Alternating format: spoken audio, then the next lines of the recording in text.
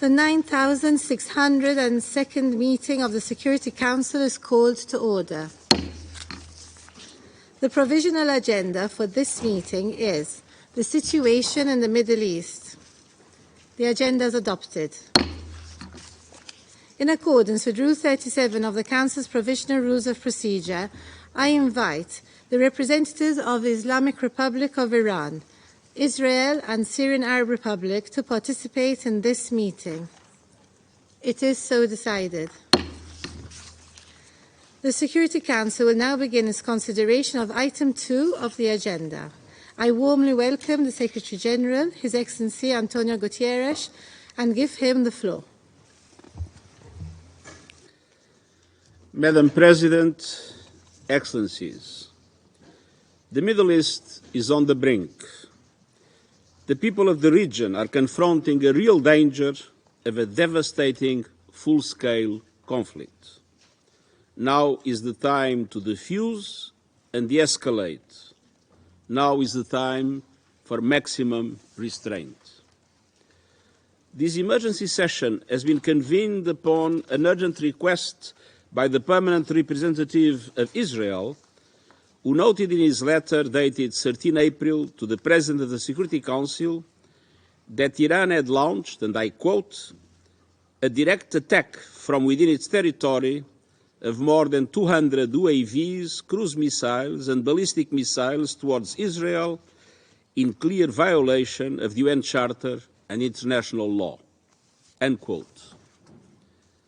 Yesterday, the Permanent Representative of the Islamic Republic of Iran also addressed a letter to the President of the Security Council stating that, and I quote, in the late hours of 13 April 2024, the Islamic Republic of Iran carried out a series of military strikes on Israeli military objectives, end quote. He stated that the action was taken, and I quote, in the exercise of Iran's inherent right to self-defense, as outlined in Article 51 of the Charter of the United Nations, and in response to the Israeli recurring military aggressions, particularly its armed attack on 1 April 2024 against Iranian diplomatic premises, end quote. According to the latest reports, Iran launched hundreds of drones and missiles from its territory towards Israel, with most intercepted.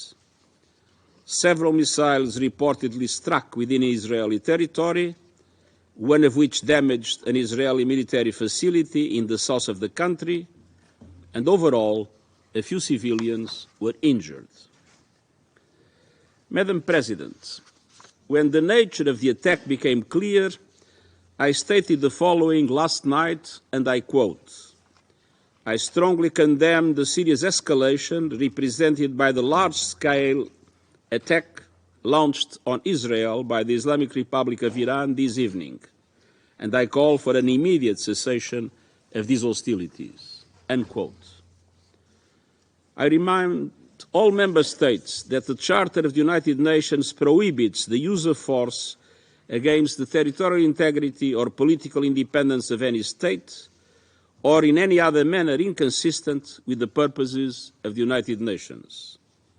Furthermore, the principle of inviolability of diplomatic and consular premises and personnel must be respected in all cases, in accordance with international law, as I stated when condemning the 1 April attack on the Iranian consulate in Damascus.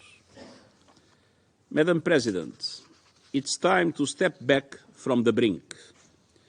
It's vital to avoid any action that could lead to major military confrontations on multiple fronts in the Middle East. Civilians are already bearing the brunt and paying the highest price. And we have a shared responsibility to actively engage all parties concerned to prevent further escalation. As the Friendly Relations Declaration of 1970 states, acts of reprisal involving the use of force are barred under international law. We have a shared responsibility to secure an immediate humanitarian ceasefire in Gaza, the immediate and unconditional release of all hostages, and unimpeded delivery of humanitarian aid. We have a shared responsibility to stop violence in the occupied West Bank, de-escalate the situation along the Blue Line, and re-establish safe navigation in the Red Sea. We have a shared responsibility to work for peace. Regional and indeed global peace and security are being undermined by the hour. Neither the region nor the world can afford more war. Thank you. I thank the Secretary General for his briefing.